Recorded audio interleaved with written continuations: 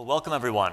What I'd like to do over the next 40 minutes is explain to you why it is that semiconductors today are at the core, not just of advances in technology, which we're used to, but also at the center of global debate in economics and in international politics.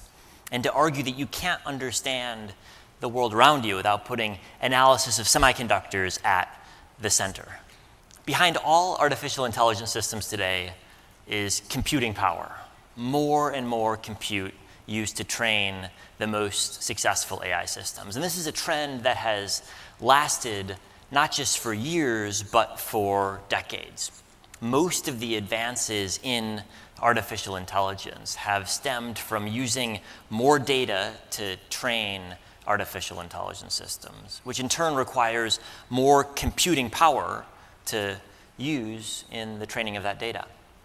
This chart shows you the most advanced AI systems of their day over the last 70 years. And what you find is that there's been a consistent, extraordinarily rapid rate of increase in the amount of data used for training AI systems. The amount of data used for AI training doubles on a regular basis. And what's more, over the past 15 years, the rate of increase has only accelerated.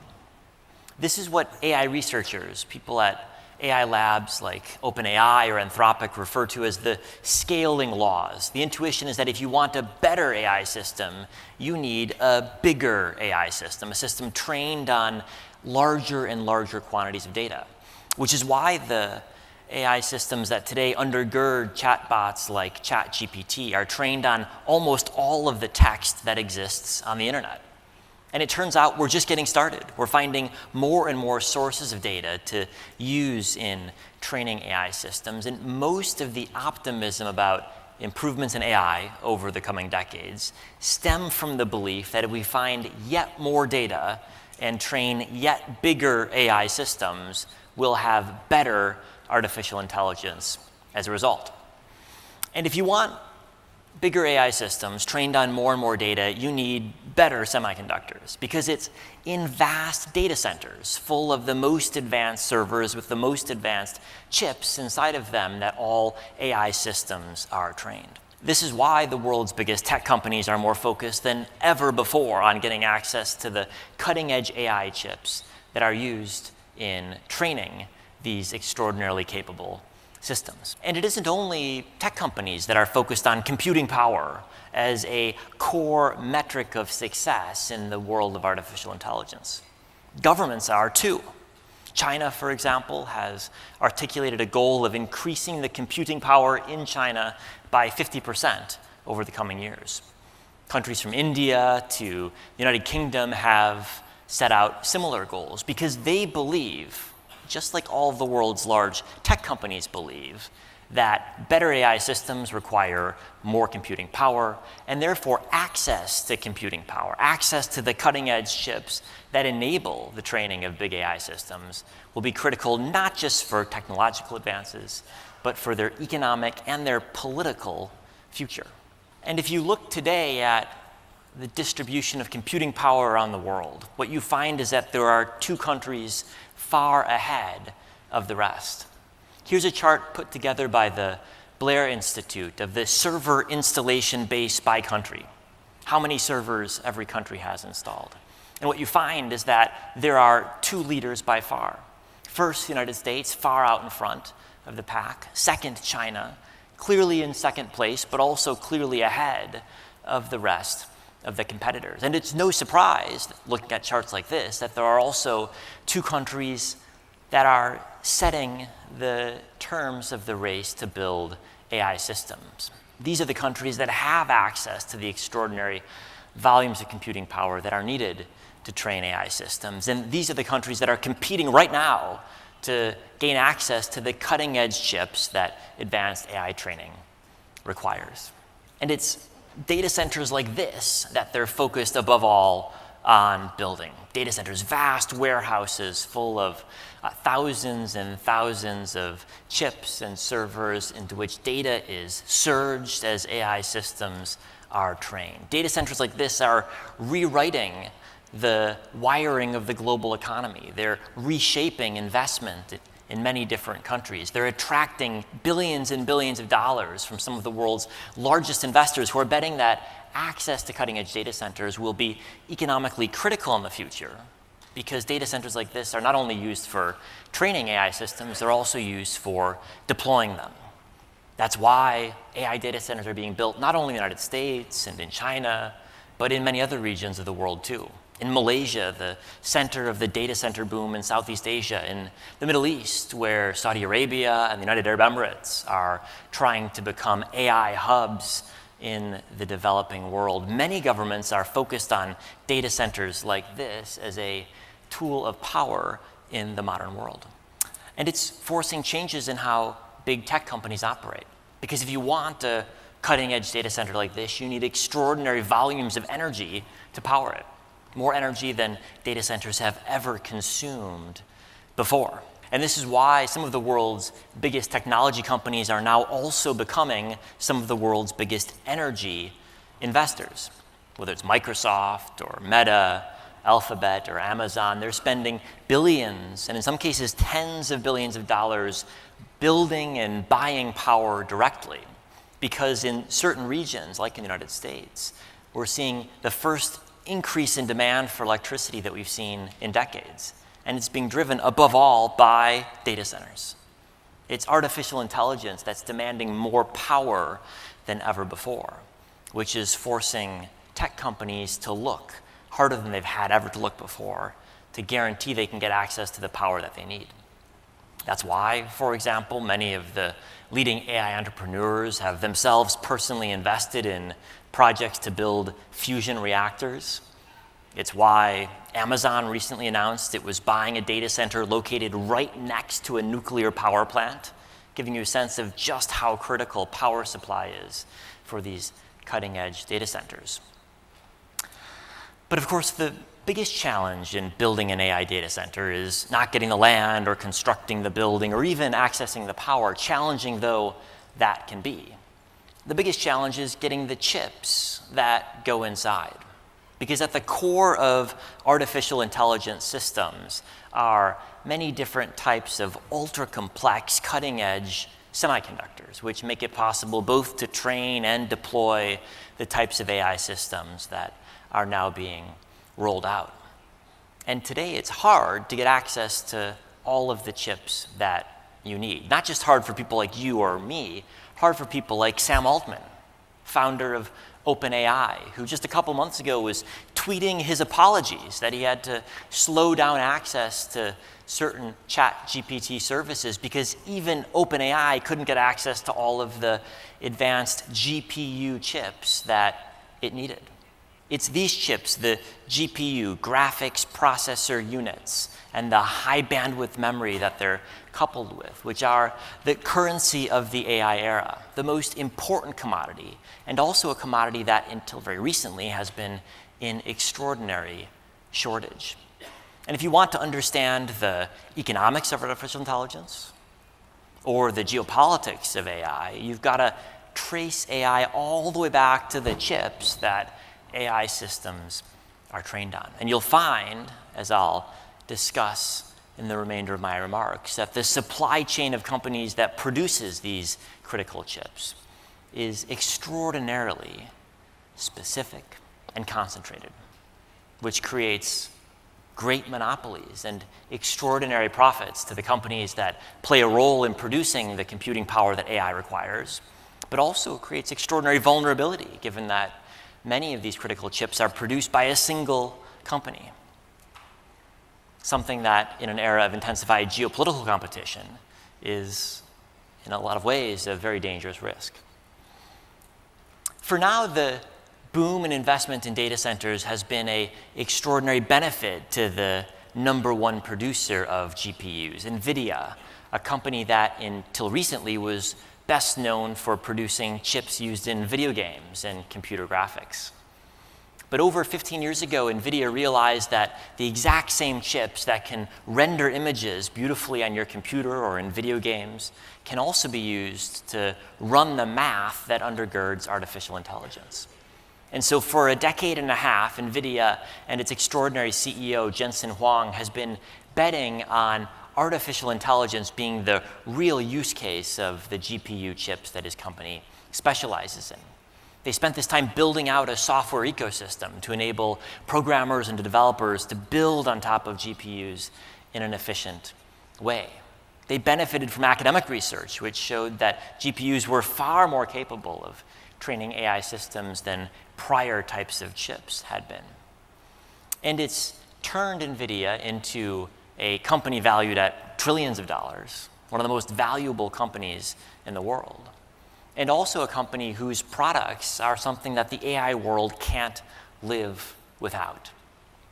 It's estimated that today 90% of advanced AI systems, basically every AI system that's not trained by Google, is trained on Nvidia's chips. It's an extraordinary market position at the center of the world's biggest technological transition. And it's unsurprisingly created concern among other technology companies that their AI ambitions are dependent on a single company and a single type of semiconductor. And that's why, as AI has become more important, as billions of dollars have been poured into developing AI applications, that many other tech companies have started designing their own GPUs too. It's not just other chip firms like AMD or Intel that are building AI processors. It's tech companies like Amazon, Meta, Alphabet, and Microsoft that are also trying to design their own AI accelerators to compete with Nvidia, both because they don't want to have to pay the prices that Nvidia charges, but also because they're worried that their most important technology might rely on a single provider, a single point of failure, which could threaten their ability to deploy the AI capabilities that they believe their future depends on. Elon Musk has weighed in on this issue too. He said that it's harder to get access to GPUs than it is to get access to drugs. Now, those of you who follow Elon closely might wonder how meaningful that statement actually is.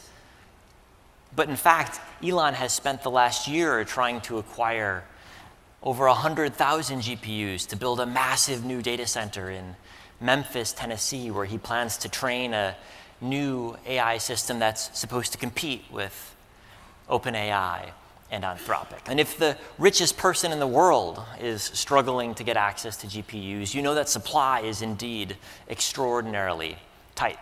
So why? Why is it that one company has an almost monopolistic position in the production of these ultra-critical semiconductors?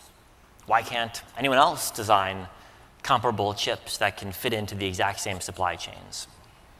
Well, the reason is that when you start digging into semiconductors like these, you find that they're among the most complex manufactured goods that humanity has ever made. In fact, nothing really comes close to the complexity of cutting-edge semiconductors, whether the chips in your phone or the chips in your PC or vast data center chips like the one pictured here. The manufacturing at nanometer scale, that's billionths of a meter, is basically unparalleled in every other segment of manufacturing.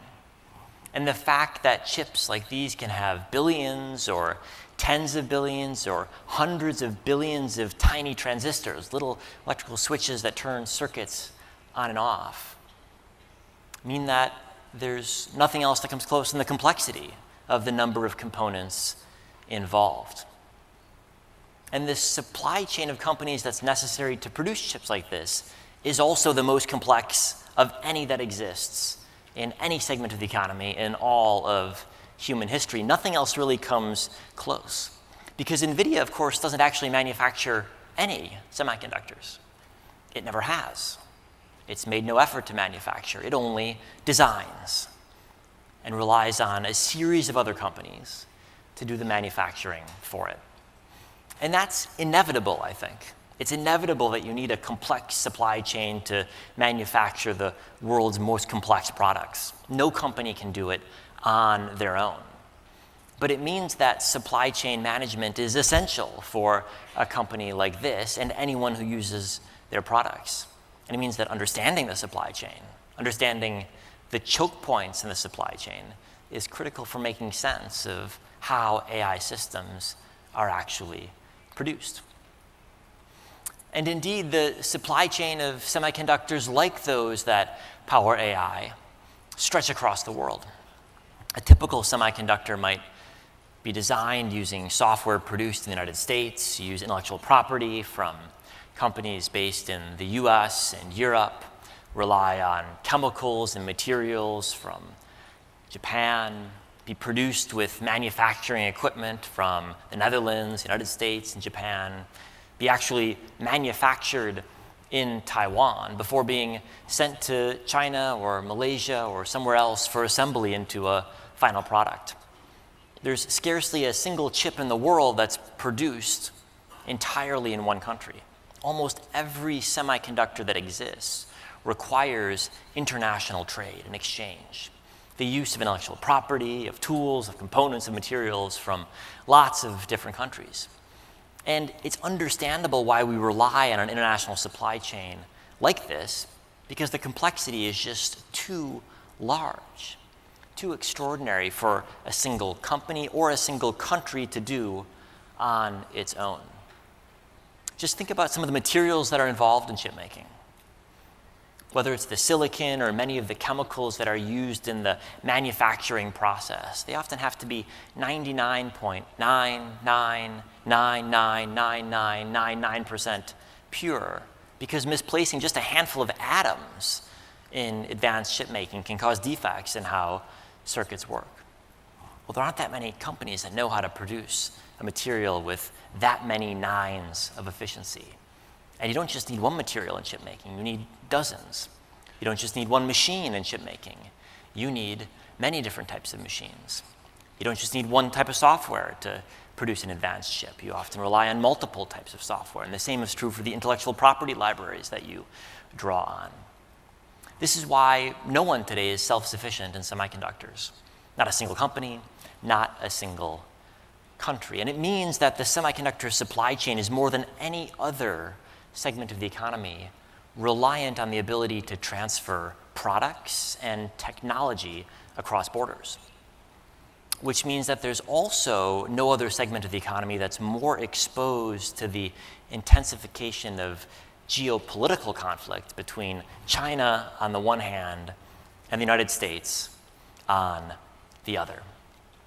So let's pause for a minute and look at the shape of the semiconductor supply chain. Who does what in the process of making advanced semiconductors? Here's a table that shows you the revenue share of different segments of the semiconductor supply chain by country. United States, South Korea, Japan, Taiwan, Europe, China, and a handful of other countries on the far left-hand side. And the rows tell you the supply chain steps that are necessary in producing a chip. First, the EDA, the electronic design automation software, the ultra-specialized tools that are used to design semiconductors. Second, the core intellectual property, the libraries of IP that are used in the design process as well.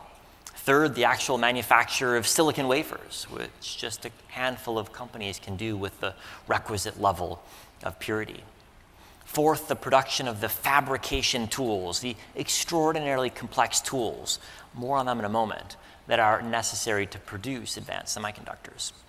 Then the design of semiconductors, the fabrication and the process of assembly, test, and package. These are in broad strokes, the key segments of the semiconductor supply chain. And you'll find, looking at the chart, that no one does it all. The U.S. doesn't do it all. Taiwan doesn't do it all. Korea can't do it all. Japan can't do it all. You'll find that there's specialization in different countries for every part of the supply chain. And you'll also find, somewhat surprisingly perhaps, that China, the world's manufacturing superpower, plays a surprisingly small role. In fact, China's spent as much money each year over the past decade importing semiconductors as it spent buying oil. Think about that. China spends more money buying chips than it spends buying oil. In fact, in all of world trade, there's no larger flow of goods than the flow of chips into China. Chips from Korea, chips from Japan, chips from Southeast Asia, chips from the US, chips perhaps most importantly from Taiwan. And these chips are used both to assemble devices in China that are then sold to the rest of the world, like phones or PCs, or used for China's internal consumption. And if you put yourselves in the shoes of China's leadership, this is an extraordinary, a staggering vulnerability. The world's largest manufacturer can't produce all of the chips that it needs. And yet, manufactured products every year rely on more and more semiconductors. That's why the trend in China has been importing more and more semiconductors from Korea, from Taiwan, every year over the past decade. Without these chips, today, China's manufacturing base would freeze. It's impossible to produce a car, for example, without semiconductors, and most of the chips in the cars made in China are imported. The same is true for computers. The same is true for most of the phones in China. The same is true for medical devices and construction equipment and agricultural equipment. China imports most of the chips that it relies on. And it doesn't like this status quo. It doesn't like the status quo for economic reasons. Chip making is a very good business, as Chinese leaders have noticed as they've looked around Asia, where countries like Japan and Korea and Taiwan have gotten wealthy in no small part because of their mastery of the chip business. But China also doesn't like it for political reasons, because China's leaders realize that they import critical semiconductors largely from countries that are at best competitors and at worst geopolitical adversaries. If you were sitting in Beijing thinking through worst case scenarios, one of your worst case scenarios would look like this. What happens to your manufacturing base if the supply of chips flowing into China gets cut off? Well, your manufacturing base would freeze up. And so you can understand why, over the last 10 years, China has tried to become more self-sufficient in semiconductors. In 2014, President Xi Jinping identified chips as what he calls a core technology. And since then, almost all of China's industrial policy programs, like Made in China 2025, have identified semiconductors as a priority, a sector in which China wants to buy less from abroad and produce more at home. More because this is an industry with advanced technology and high margins. There's simple economic reasons. But also because China thinks that self-sufficiency would give it political benefits. It'd be less reliant on its neighbors, less reliant on Taiwan, less reliant on Korea, less reliant on the United States. And so one of the key questions overhanging not just the tech industry, but the entire global economy is to what extent China's self-sufficiency drive will succeed. If it does succeed, the consequences for international trade are profound. The biggest flow in international trade could well be reduced if China is able to produce more of the chips that it needs domestically. And so I think this bears very careful watching for anyone interested in the shape of the global economy. There's actually nothing more important, I think, in all of international trade than this question, because there's no flow of goods that's larger. The problem that China faces, the challenge, is that it's hard enough to become self-sufficient in the manufacturing of chips, but there's the rest of the supply chain that matters too. If you can manufacture all the chips you need, but you can't manufacture all of the components that go into all of the chips that you need, are you really self-sufficient? And as my table previously showed, today no one is self-sufficient. Not the US, not Taiwan, not Japan, not Korea. And so self-sufficiency is an extraordinarily ambitious goal. If you want to produce all the materials, all the software, all the designs, and all of the machine tools yourself, that's a whole lot of R&D you need to master, a whole lot of capital expenditure you need to undertake, and a whole lot of extraordinarily complex technologies that you must learn how to produce. And it's machines like these that are the biggest challenge that China faces. Pictured here is an extreme ultraviolet lithography machine produced by just one company, ASML of the Netherlands, which has 100% of world production of these advanced lithography systems. It took ASML around 3 decades to learn how to produce tools like this, which today are critical to the production of advanced chips at any sort of scale in an economically efficient way. And these tools are, without any question, the most complex machine tools that have ever existed. The most cutting-edge tools that ASML produces cost over $300 million a piece to purchase. They involve components like the flattest mirrors humans have ever made, the most powerful laser deployed in a commercial device, and an explosion happening constantly inside the machine as a tiny ball of tin is pulverized by the laser and explodes into a plasma at a temperature 40 times hotter than the surface of the sun. If you were looking for a tool to learn how to replicate, this is not the one you'd choose. There's nothing more complex than this. And there's not just one company that produces this tool. ASML assembles it, but it in turn relies on its own supply chain of mind-boggling complexity. There are so many components in these tools that ASML does not know how many components are inside. But the number is at least in the hundreds of thousands, relying on precision manufactured parts from Europe, from the United States, and from Japan, which would be extraordinarily difficult to replicate. And indeed, China's trying. Since 2018, it's been illegal to transfer these tools to China. And yet, 6 years later, ASML is still the monopoly player, with no one in Japan, in the United States, or in China having succeeded in replicating what ASML can produce. And this is not the only machine you need to make advanced chips. This is one of several. There are other machines that can lay down thin films of material just a couple of atoms thick. Other machines that can etch tiny canyons into silicon just a couple of atoms wide. Yet more machines that can inspect a semiconductor once it's been manufactured and identify nanometer scale errors in the manufacturing process. And you need all of these to make chips at the cutting edge at scale. When you start to dig into equipment like this, you can understand why no one is self-sufficient in semiconductors. Why not a single country in the world has learned to produce all of the equipment, all of the materials, all of the software that's necessary to make advanced chips. It would be extraordinarily expensive, complex, mind-bogglingly demanding to undertake a self-sufficiency drive.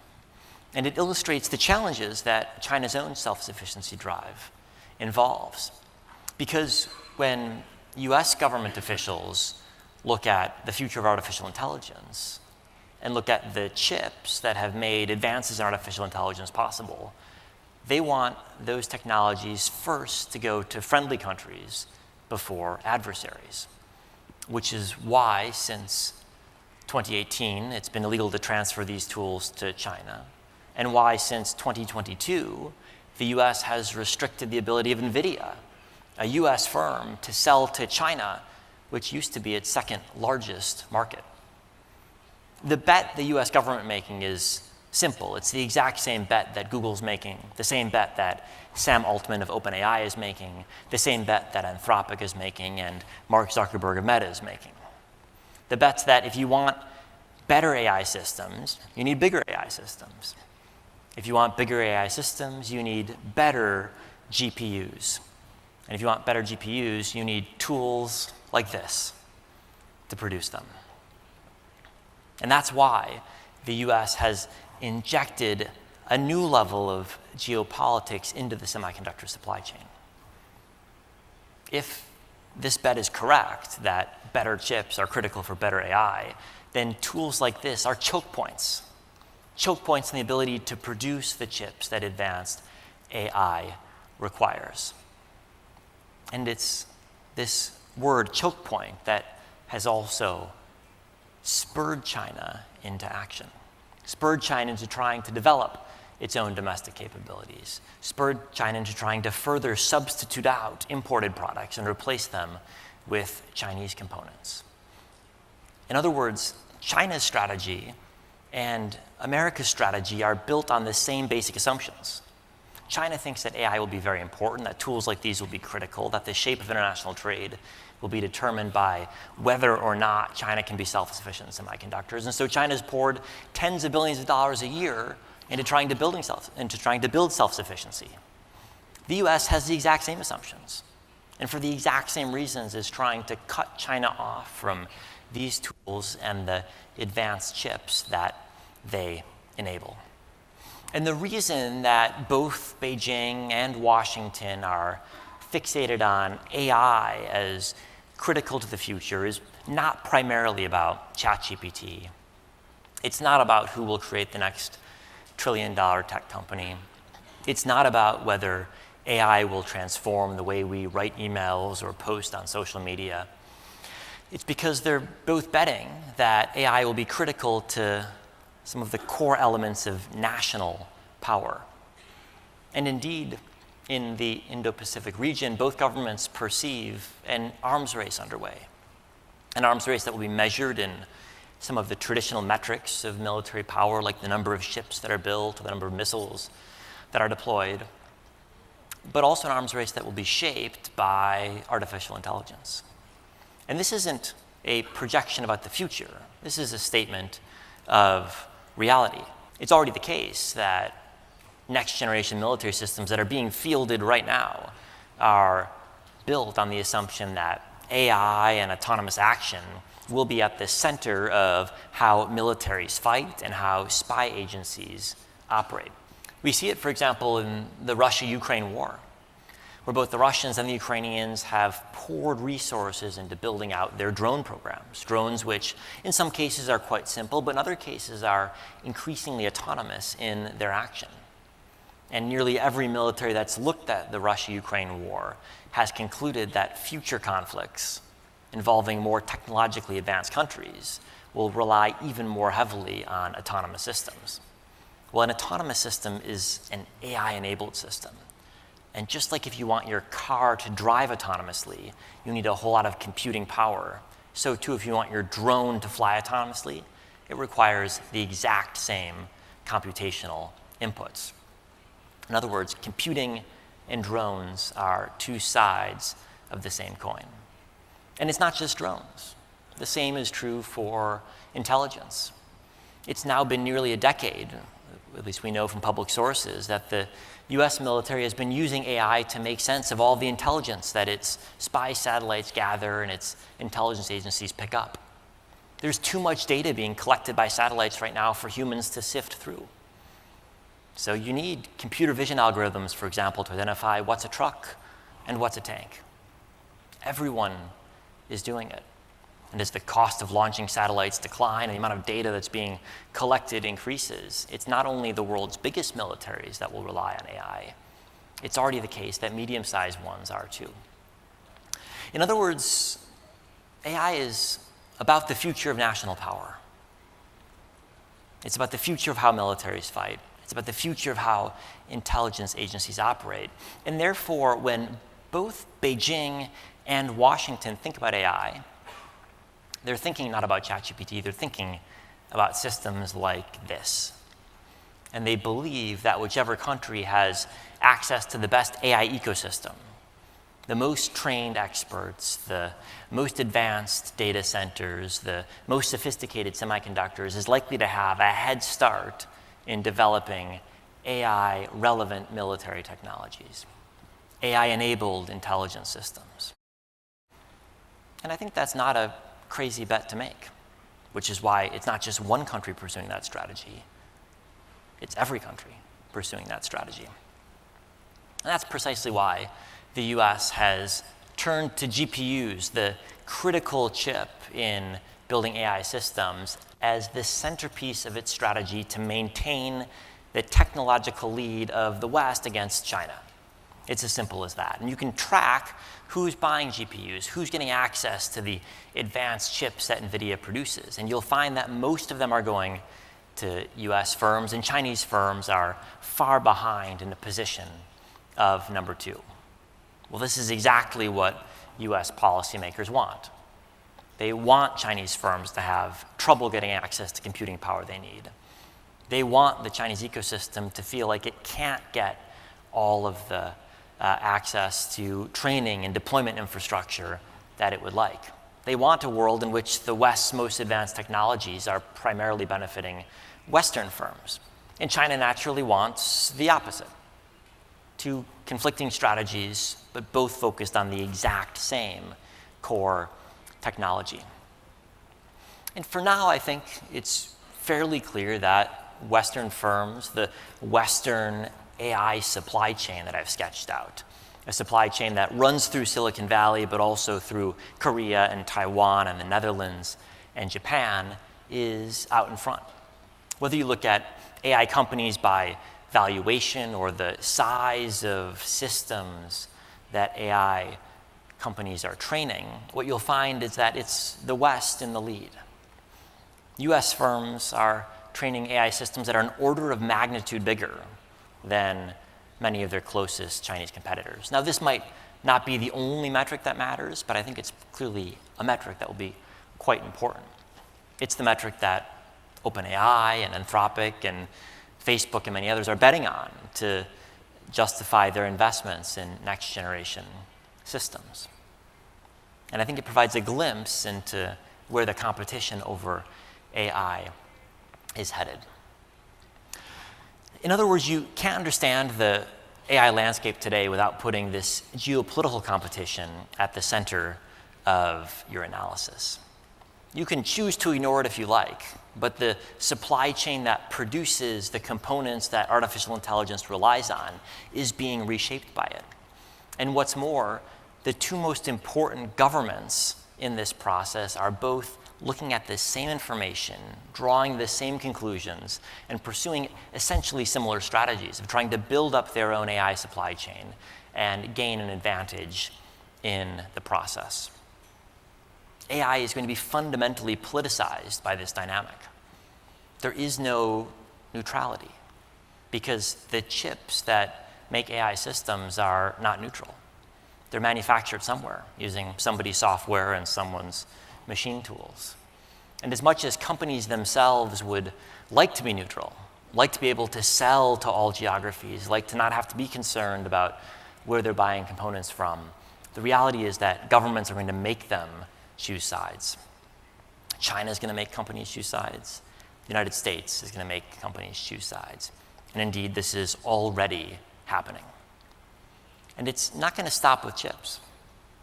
It's already extending to cloud computing, the offering of the computing services that enable both training and deployment of AI systems. Now the US is considering, according to media reports like this, imposing rules on the provision of cloud computing services by US firms like Google and Microsoft Azure and AWS to customers from China and other countries.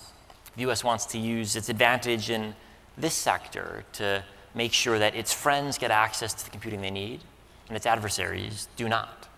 And so we should expect the politicization of semiconductor supply chains as both China and the US try to build out their own ecosystems to extend far beyond semiconductors into cloud computing and also AI model provision. The West, the existing semiconductor supply chain, is in a fairly strong position. China is a large producer of semiconductors, but most of the chips that China produces are relatively low end. Chinese firms like SMIC, the most advanced chip maker in China, as well as Huawei, are trying to move up the value chain, but they faced real challenges, which is why today China is still importing low-end Nvidia chips, even though Nvidia has specifically designed these chips to be less capable than the chips that are sold to the rest of the world. You'd only buy low-end Nvidia chips if you couldn't produce enough high-end semiconductors at home, and yet that's the position that China finds itself in. And I think this basic dynamic will persist as long as the scaling laws persist, as long as it's still the case that the most advanced AI systems are trained on more and more data every single year, and so long as we continue to have the same rate of advance and improvements in semiconductors. Moore's law, the promise that chips will double in processing power every 2 years, is of course not a law of physics. It's just been an empirical reality. But so long as it's the case that chips get vastly better every year, and that vastly better chips are critical to training more capable AI systems, I think we should expect that understanding semiconductors is going to be critical to AI. Critical to understanding where profits will be made, critical to understanding how technology will be developed, but also critical to understanding how AI will be politicized, something that is of intense focus both to Washington, but also to Beijing. Thank you very much for having me.